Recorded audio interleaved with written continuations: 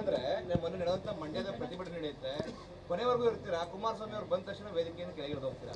ನೋಡಿ, ನಾನು ಬಂದಿದ್ದಂಥದ್ದು ಕೆರಗೋಡು ಗ್ರಾಮಸ್ಥರ ಏನು ಒಂದು ಕೂಗಿತ್ತು, ಹನುಮಧ್ವಜವನ್ನು ಇಳಿಸಬಾರ್ದು ಅಂತೇಳಿ ಅವರಿಗೆ ನೈತಿಕವಾಗಿ ಬೆಂಬಲವನ್ನು ಸೂಚಿಸಿ ಅವರೊಂದಿಗೆ ಹೆಜ್ಜೆಯನ್ನು ಹಾಕ್ಲಿಕ್ಕೆ ಬಂದಿದ್ದೆ. ನನ್ನ ಕೆಲಸ ಆ ಪ್ರತಿಭಟನೆ ಡಿ ಸಿ ಆಫೀಸ್ ತಲುಪೋ ತನಕ ಇತ್ತು. ಇನ್ನು ನಮ್ಮ ಜಿಲ್ಲೆಯ ನಾಯಕರುಗಳು ಸಿ ಟಿ ರವಿಯವರು ರಾಜ್ಯದಿಂದ ಬಂದಿದ್ದರು, ಅವರೆಲ್ಲರೂ ಆ ಕಾರ್ಯಕ್ರಮಗಳನ್ನು ಪೂರ್ಣಗೊಳಿಸಿ ಹೋಗಿದ್ದಾರೆ. ನನ್ನ ಜವಾಬ್ದಾರಿ ಏನಿತ್ತು ಆ ಜವಾಬ್ದಾರಿಯನ್ನು ನಿರ್ವಹಿಸಿದ್ದೀನಿ. ನನ್ನ ಜವಾಬ್ದಾರಿಯಿಂದ ಆಚೆಗೆ ನಾನು ಯಾವುದನ್ನು ಮಾಡೋದಿಲ್ಲ. ಅದು ಯಾವುದೂ ರಾಜಕೀಯ ಸಭೆ ಆಗಿರಲಿಲ್ಲ ಅಥವಾ ಯಾವುದೇ ಪಕ್ಷದ ವೇದಿಕೆ ಆಗಿರಲಿಲ್ಲ. ನಂದು ಪಾದಯಾತ್ರೆ ಮಾಡಬೇಕು ಅನ್ನೋದು ನನ್ನ ಬದ್ಧತೆ ಇತ್ತು ಹನುಮಧ್ವಜಕ್ಕೋಸ್ಕರ. ಅದನ್ನು ನಾನು ಮಾಡೋ ಅಂಥ ಕೆಲಸವನ್ನು ಮಾಡಿದ್ದೀನಿ. ಬೇರೆ ಯಾರೋ ಒಬ್ಬರು ಬಂದರು ಅವ್ರಿಗೋಸ್ಕರ ನಾವು ಹೋಗ್ತೀವಿ ಅನ್ನೋ ಮಟ್ಟಕ್ಕೆಲ್ಲ ನೀವು ಯೋಚನೆಯನ್ನು ಮಾಡಬೇಡಿ. ನಾವು ಗಟ್ಟಿಯಾಗಿದೆ ಭಾರತೀಯ ಜನತಾ ಪಾರ್ಟಿ ಮಂಡ್ಯದಲ್ಲಿ. ಯಾರು ಬಂದರೂ ನಮ್ಮದೇ ಆದ ಸ್ಥಳ ಮಂಡ್ಯದ ಜನರ ಹೃದಯದಲ್ಲಿದೆ. ಅದನ್ನು ಉಳಿಸ್ಕೊಳ್ತೀವಿ, ಬೆಳೆಸ್ಕೊಂಡು ಹೋಗ್ತೀವಿ. ಅದು ನಾನು ಹಿರಿಯರಿಗೆ ಕೊಡುವಂಥ ಗೌರವ, ನಮ್ಮ ಪಕ್ಷದಲ್ಲಿರೋಂಥ ಸಂಸ್ಕಾರ, ಅದನ್ನು ಬೆಳೆಸ್ಕೊಂಡು ಹೋಗ್ತಾ ಇದ್ದೀನಿ.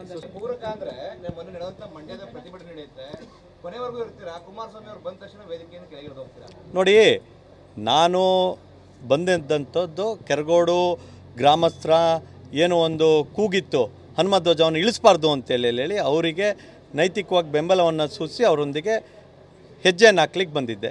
ನನ್ನ ಕೆಲಸ ಆ ಪ್ರತಿಭಟನೆ ಡಿ ಸಿ ಆಫೀಸ್ ತಲುಪೋ ತನಕ ಇತ್ತು. ಇನ್ನು ನಮ್ಮ ಜಿಲ್ಲೆಯ ನಾಯಕರುಗಳು ಸಿ ಟಿ ರವಿಯವರು ರಾಜ್ಯದಿಂದ ಬಂದಿದ್ದರು, ಅವರೆಲ್ಲರೂ ಆ ಕಾರ್ಯಕ್ರಮಗಳನ್ನು ಪೂರ್ಣಗೊಳಿಸಿ ಹೋಗಿದ್ದಾರೆ. ನನ್ನ ಜವಾಬ್ದಾರಿ ಏನಿತ್ತು ಆ ಜವಾಬ್ದಾರಿಯನ್ನು ನಿರ್ವಹಿಸಿದ್ದೀನಿ.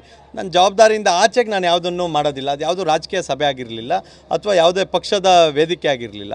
ನಂದು ಪಾದಯಾತ್ರೆ ಮಾಡಬೇಕು ಅನ್ನೋದು ನನ್ನ ಬದ್ಧತೆ ಇತ್ತು ಹನುಮಧ್ವಜಕ್ಕೋಸ್ಕರ. ಅದನ್ನು ನಾನು ಮಾಡೋ ಅಂಥ ಕೆಲಸವನ್ನು ಮಾಡಿದ್ದೀನಿ.